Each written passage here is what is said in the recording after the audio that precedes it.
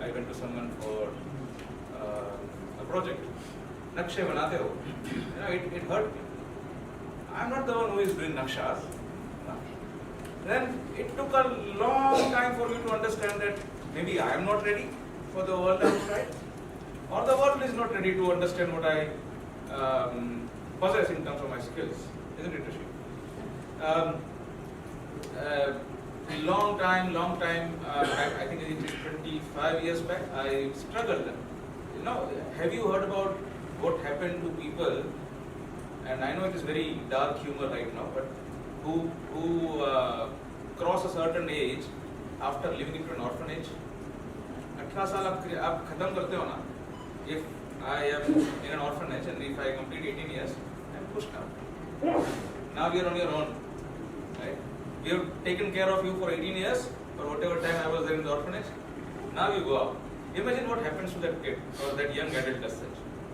Hasn't seen outside world. He haven't interacted with anyone outside apart from the orphanage, and he's out. We don't think of them, do we? That is what exactly was happening to the architecture students. 5-year course, one of the longest, I believe. Yes. 5-year course. And if you want to do masters, 2 more years. Right? If you want to do PhD, 3 more years minimum. So it took a lot of time of your life in order to get this. Like when I was meeting the fellow speakers here, she said I am architect. Right? So वो बोलने के लिए 8 साल लग जाते हैं. Right? अगर मैंने MBBS किया होता, I would be starting with a salary of 100,000 rupees a month, 1 lakh रुपया minimum, isn't it? So I was kind of confused, and to be honest, when Milind approached me, I thanked him first of all and Sonia, because she brought him to me that somebody is thinking about this generation here, especially to the architecture. ये organisation जो है वो builders association को represent करती है. हमारे clients हैं developers, builders, सो हम उन्हें सर्विस देते हैं. अगर वो हमें सपोर्ट करते हैं तो बहुत बड़ी बात है, क्योंकि हमारा क्लाइंट हमें सपोर्ट कर रहा है एज अ प्रोफेशनल ऑल्सो. तो ये जो हमें सपोर्ट मिला है क्रेडा MCHI से, इससे हमें काफ़ी बूस्ट मिलेगा. जो डेवलपर्स हैं, बिल्डर्स हैं MMR रीजन में, उनके पास अवेयरनेस जाएगा आर्किटेक्ट्स क्या करते हैं और क्या क्या कर सकते हैं. जो सिर्फ डिज़ाइन नहीं करते, सिर्फ प्लानिंग नहीं करते, लेकिन प्रोजेक्ट मैनेजमेंट हो या रिसर्च हो, काफ़ी चीज़ें हैं जो करना ज़रूरी है. और हमारा ये प्लेटफॉर्म जो इन सब चीज़ों की अवेयरनेस देगा, और उसमें क्रेडा MCHI के जो मेंबर्स भी विज़िट करेंगे, आएंगे, तो उन्हें पता चलेगा कि हमारे सर्विसेज क्या क्या हैं.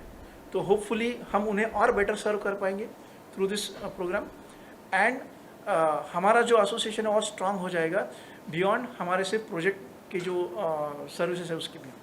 जो स्टूडेंट्स है वो कैसे कांटेक्ट कर सकते हैं, या फिर क्या एक्सपेक्ट कर रहे हैं आप, कितने लोगों को एक्सपेक्ट कर रहे हैं, कितना फुटफॉल एक्सपेक्ट कर रहे हैं? तो हमारा जो प्लेटफॉर्म है www.woarchitect.com, it is basically world of architects का शॉर्ट फॉर्म है WOArchitect.com. ये लाइव वेबसाइट है, उस पर करियर कॉन्क्लेव का अलग पेज है जहाँ पर आप रजिस्टर कर सकते हैं. रजिस्ट्रेशन फ्री है, कोई चार्जेस नहीं है अटेंडेंस के लिए.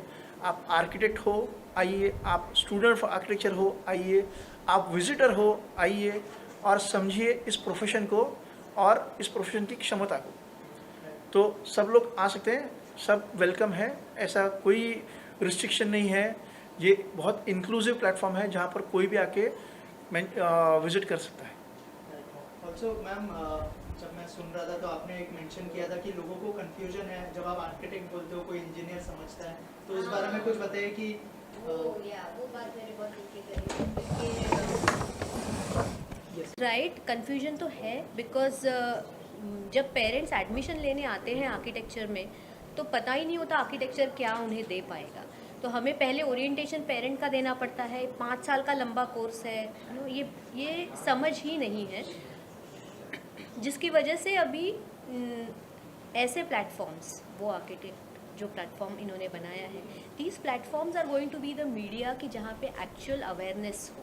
आप किसी भी अभी आप छोटे ये मीम्स इंस्टाग्राम पे और यहाँ पे देखते हो तो आर्किटेक्ट क्या है, तो शायद बिल्डिंग बनाता है, पता नहीं ड्राइंग बनाता है, एक छोटे से लेवल तक उसको सीमित कर दिया है, which is not the case. It is a very professional course. जैसे मैं हमेशा कहती हूँ, there are only 3 professional courses, medical, lawyer and architecture. बाकी सारे कोर्सेज जो हैं वो सर्विस ओरिएंटेड है। आप इंजीनियरिंग में जाते हो तो आपको पूछा जाता है सिविल में जाना है, मैकेनिक में जाना है, आप ऑलरेडी चूज़ करते हो, है ना। जब आप डॉक्टर बनने जाते हो तो पूछते नहीं हो आपको सर का बनना है या पेट का बनना है या दिल का बनना है, क्योंकि वो एक ओवरऑल प्रोफेशनल कोर्स है। वैसे ही आर्किटेक्चर है, आर्किटेक्ट के पास बहुत सारे एरियाज़ हैं जिसमें उसे मास्टरी मिलती है, और इसीलिए फील्ड्स भी उतने उसके अवेलेबल होते हैं। And this is the main importance कि ये अवेयरनेस नहीं है, कन्फ्यूजन है। एंड आई थिंक वो आर्किटेक्ट जैसे प्लेटफॉर्म है जो इसे अभी सबके सामने लाएंगे, and they will let us know that yes there are so many avenues available as an architecture profession. मेरे करियर में प्रॉब्लम क्या? कौन से करियर में? आर्किटेक्चर करियर में प्रॉब्लम मतलब करियर चूज कौन सा करना है। अगर आपको पता ही नहीं है कि आर्किटेक्चर के बाद आपको करना क्या है तो आप कंफ्यूज होते हो। बच्चों को लगता है सिर्फ बिल्डिंग्स बनानी ही आर्किटेक्चर है, दैट इज़ नॉट, वो सीमित नहीं है आर्किटेक्चर के लिए। आर्किटेक्ट स्टूडेंट को शायद थोड़ा बहुत अंदाज़ा है क्योंकि इतने सारे सब्जेक्ट्स है, ह्यूमैनिटीज़ है, कंस्ट्रक्शन है, बहुत सारे अलग अलग सब्जेक्ट्स है, graphic designer, there is an architect, एक फील्ड है जहाँ पे अभी ग्राफिक्स मतलब हम सिर्फ कार्ड्स देखते हैं कि कार्ड्स है, ग्राफिक डिज़ाइनिंग ये नहीं हुआ। जब आर्किटेक्ट ग्राफिक डिज़ाइनर होता है तो वो जो साइनेजेस है, लोधा है और बड़े दूसरे टाउनशिप्स हैं, उनके यहाँ पे जो अलग अलग साइनेजेस, स्कल्पचर्स और वो सब बनता है, वो पूरा एक अलग प्रोजेक्ट हो जाता है। तो जो अवेयरनेस ही नहीं है, उनको लगता है ग्राफिक डिज़ाइन, तो इसीलिए ये करियर का कन्फ्यूजन है। तो लगता है मैं क्या चूज़ करूँ, पता नहीं होता। तो ये अवेयर करना इज़ वेरी इंपॉर्टेंट। और दूसरी बात ये है कि जो मैं प्रोपोगेट हमेशा करता हूँ, आपका जो भी काम हो वो आपके पर्सनालिटी को मैच होना ज़रूरी है, तभी आप उसमें एक्सीलेंट काम कर सकते हो। अगर आपका पर्सनालिटी मैच नहीं है तो आप मीडिया पर काम करोगे, आपको उतनी ग्रोथ नहीं मिलेगी और सेटिस्फेक्शन नहीं मिलेगी। लेकिन अगर आपके पर्सनालिटी मैच करता है, एंजॉय करोगे, आपको वर्क का बर्डन नहीं आएगा। ये किसी प्रोफेशन में हो सकता है। और एक बार आपने एंजॉय करना लग गया तो आपका आउटपुट में दिखता है, आपके फाइनेंस में दिखता है, आपका एबिलिटीज़ में दिखता है। तो ये जो मैच है वो हर बच्चा आर्किटेक्चर में जाता है, 40 बच्चे जाते हैं, 40 बाहर निकलते हैं, लेकिन 40 के 40 की पर्सनैलिटी अलग होती है। तो वो सेम काम कैसे करे?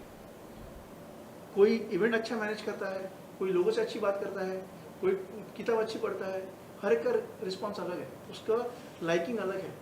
तो एक बार आप बाहर निकल गए तो आपको वो लाइकिंग को समझ के अगर आप करोगे तो दैट इज़ वन। सेकेंड, आपको पता भी होना चाहिए मैं क्या कर सकता हूँ।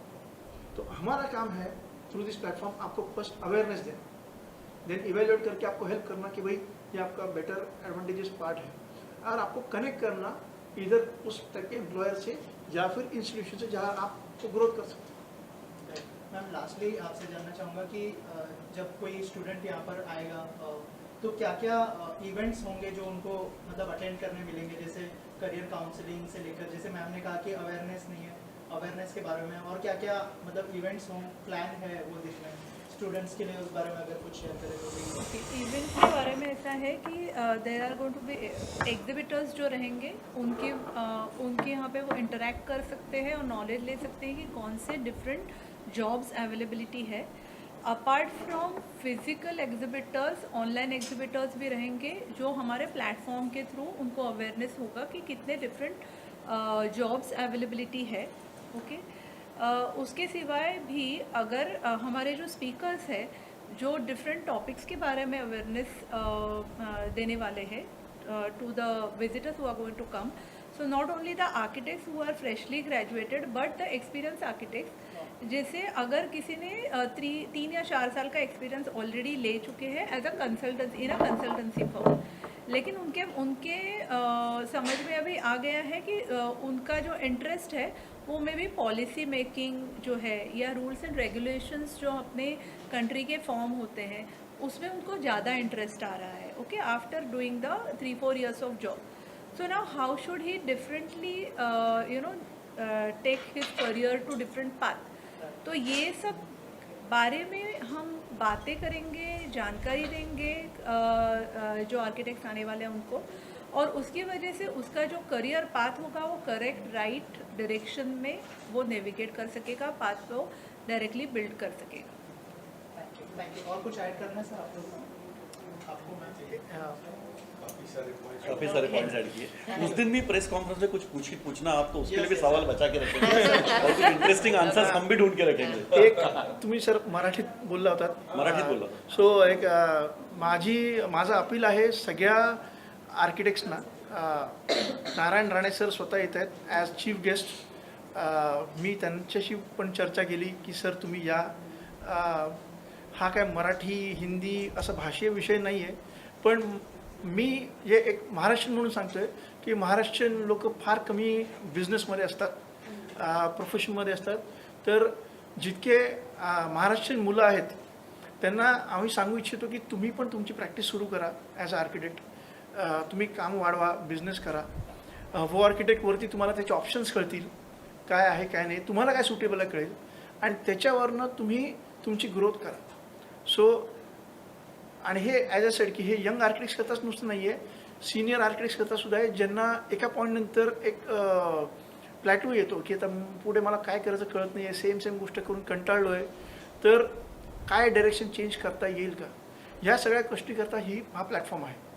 सो तुम्ही फ्रेश आर्किटेक्ट आहात, स्टुडंट आहात की सिनियर आर्किटेक्ट आहात, हा मी म्हणेन क्रेडल टू ग्रेव प्लॅटफॉर्म आहे. पूर्ण इकोसिस्टम आहे जिकडे तुम्ही कुठेही स्वतःला प्लग इन करू शकता आणि तुम्ही पार्टिसिपेट करू शकता.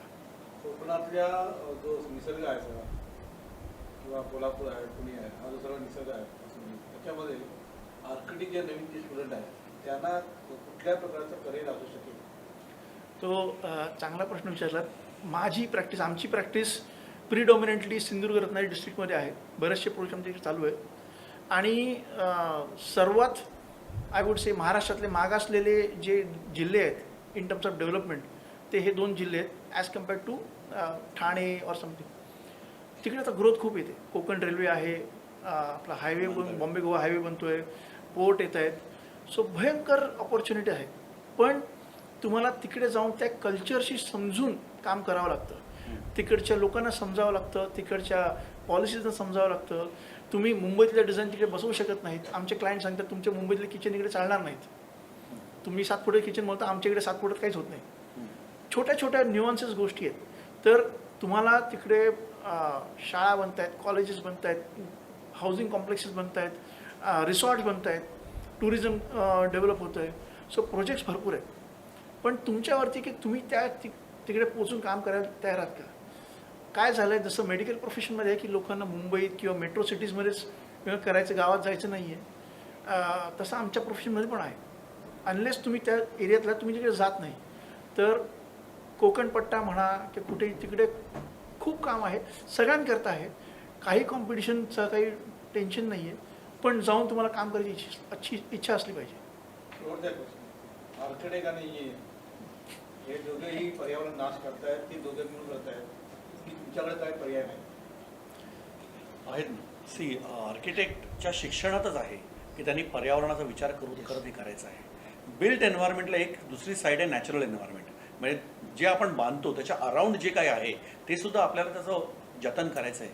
आणि आम्ही असं बघितलं आहे की आर्किटेक्ट्सना जर त्या प्रकारे समजावून सांगितलं आणि त्यांच्या शिक्षणात ते अंतर्भूत असलं आणि नंतर पण तुम्ही त्यांना त्या दृष्टीने प्रवृत्त केलं तर आर्किटेक्ट्स नक्कीच विकास करता करता विनाश होणार नाही याची पण काळजी घेऊ शकतात. जसं सिंधुदुर्ग जिल्ह्याची बद्दल मिलिंदने सांगितलं की त्या ठिकाणी सुद्धा जर आपण बघितलं तर लोकल मटेरियल वापरून लोकल टेक्नॉलॉजी वापरून बऱ्याच काही गोष्टी करता येतात आणि लोकांना आजकाल ते हवं आहे. फॉर एक्झाम्पल आता एक डेव्हलपर म्हणाला की माझ्या प्रोजेक्टमध्ये 10,000 झाडं मी जतन केले आणि अजून 10,000 मी लावणार आहे, असं जर म्हटलं तर त्याचा जो सेलिंग पॉईंट आहे तो बराच वाढतो.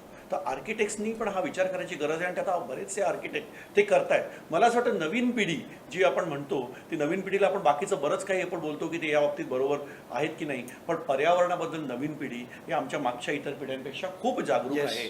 आणि आय थिंक ऋषिकेश तुम्ही टक्के ॲड केलं तर मला बरं वाटेल, कारण तो त्या फील्डमधलाच आहे की जतन करण्याचं. चालेल